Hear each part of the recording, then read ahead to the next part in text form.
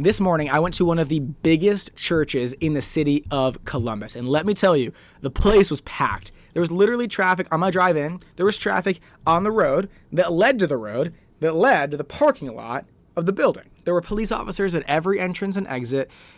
You would drive in and there were like tons of guys in those orange vests with those airplane cones directing you to your spot. There were cars along all of the curbs, the fire lane. I mean, the place was packed. It's clear that this church does a great job of getting people in the doors of the building. But I think that it comes at a fatal cost, a cost that I experienced firsthand in my ministry tonight. This video is going to explore the good things that I experienced at the church, but also that fatal flaw. And if this is your first time watching one of my videos, welcome to Church on Offense. So excited that you're here. This is just a platform for me to externally process things that I'm seeing inside the church and outside the church that pertain to evangelization. My name is Connell. I'm a Catholic missionary, and I'm just really interested in what makes people come to faith in Jesus. What makes people want to be Catholic? What makes people want to really dive into their faith? And what are those things that make them not want to do those things? What are other institutions and evangelical Protestant churches, other religions, what are they doing to draw people in? How can we learn from them?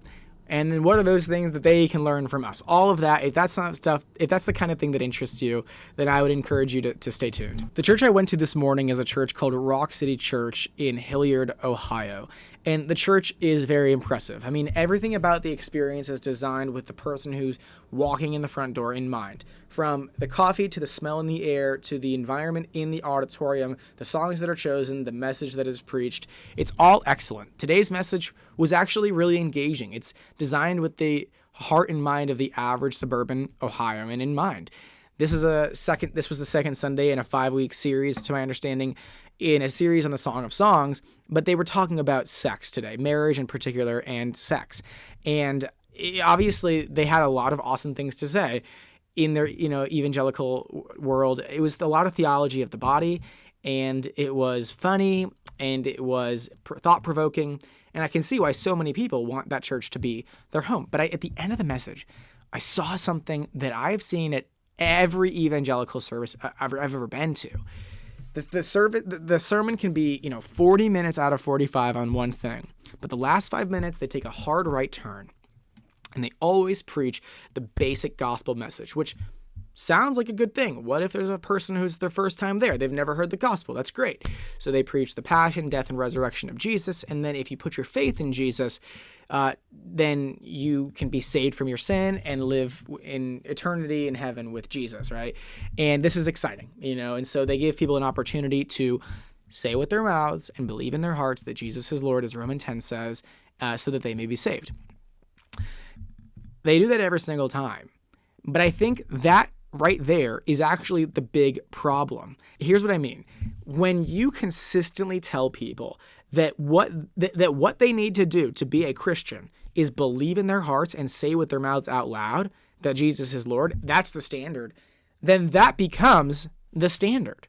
Everything else after that is optional. It becomes a theology of the bare minimum. Excuse me. It's like, if all I need to do to be saved is believe in Jesus and say out loud with my mouth that he's Lord, then I go to heaven when I die. Nothing that I do matters. That's awesome. To the average suburban person, that's great. I got saved. I'm going to go to heaven when I die. There's no cost of discipleship. There's no deny yourself, pick up your cross and follow me. There's no unless you do penance, you'll be condemned. None of that. I just get the glory of heaven when I die because I put my faith in Jesus. This is, by the way, the logical conclusion of a faith alone theology. If do not matter, nothing that I do matters. If I can't participate in my salvation, in getting saved in any way, my participation, what I have to do does not matter, then it is the case that all I got to do is have faith and I'll go to heaven when I die. Well, to the average suburban person that is living under the philosophies of utilitarianism, materialism, consumerism, the postmodern ideas of hypersexualization, none of the standards for moral living that Jesus gives will matter. It's like, why would I go through all of the suffering and discomfort of denying myself and my desires and my preferences if I don't need to go to heaven? It's reminiscent of me in high school. It's like, why am I going to study if I know I can get an A on this because it's an open note test? My parents might be like, you need to study. And I'm like, no, I don't. I'll be just fine. Like that's how everyone was in high school. And it's not like people stop acting that way when they become adults.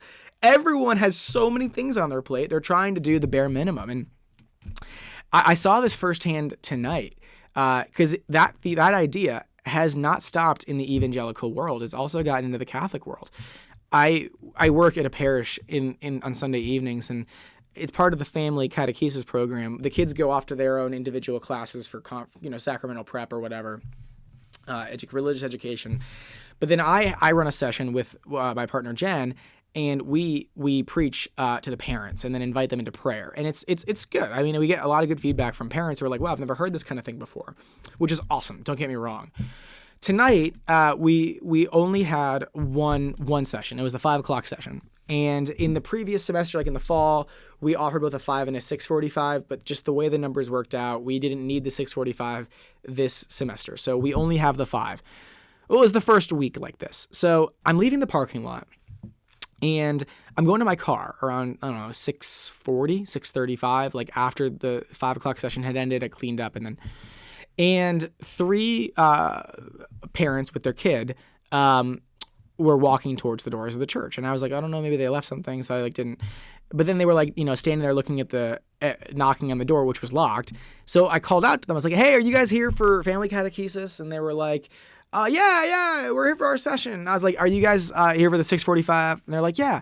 And I was like, oh, sorry, there's only a 5:00 session tonight. And so we started bantering back and forth. They're obviously very concerned, like, what's going to happen because we didn't go to this mandatory session. And I was like, Father's probably going to egg your house. I was just kidding. I was like, trying to, it's okay. But after a few minutes of bantering about how the miscommunication could have happened, one of the moms showed her cards. She says, with her son next to her, just got to get this kid confirmed and then we'll be fine. Implying, and it was clear by the tone of her voice, that she was saying, all I need to do is get him his sacrament, and then I can stop worrying about all this stuff and all this having to be here and all, and like all the problems that come with coordinating with the church and whatever. We just got to get him confirmed and then we'll take care of it. And it was very clear that the same ideology I saw this morning at Rock City of just believe and then you're saved. Like, do what you have to do to get saved was present again. Whatever the bare minimum is, that's what I'll do, and then I'll go to heaven when I die. And I just don't know what to make of that. I don't know how to combat. Like, how do you respond in a way that's loving, but also call someone forward? Because this is not like fresh evangelism. I mean, it is in some ways fresh evangelization, but I'm just like, we're trying to build a program that woos someone, that romances someone into relationship with God, that shows them the benefits of relationship with God. But Jesus didn't just talk about the benefits of being in relationship with God. He also talked about the consequences for not being in relationship with God.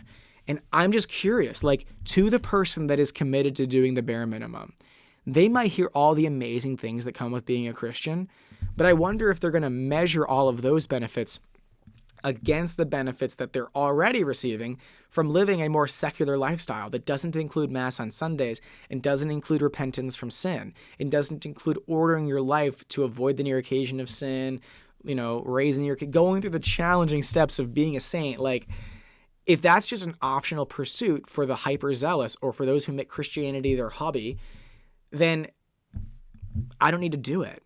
But that's just not true. And I wonder if we as a church just lack the guts to tell people, like, hey, your salvation is not assured. What you do really matters. God cares. There are consequences for not following him. Like, the modern American ear is so turned off by that. It is true, though. But I don't think, it's fear-based. It is totally fear-based evangelism. But Jesus did it. And I just wonder to the person, like, how do you draw them in? Is it just, are you patient in romancing them? And just romancing is a verb I'm using. I'm not saying it like strictly. It's like showing them the beauty of life with Jesus, I just wonder. So Let me know what you think in the comments. If you're interested, feel free to reach out to me, DM, whatever. I love to engage with you guys. I hope I do more of these videos soon. Until next time, though, God bless you, and we'll talk to you soon.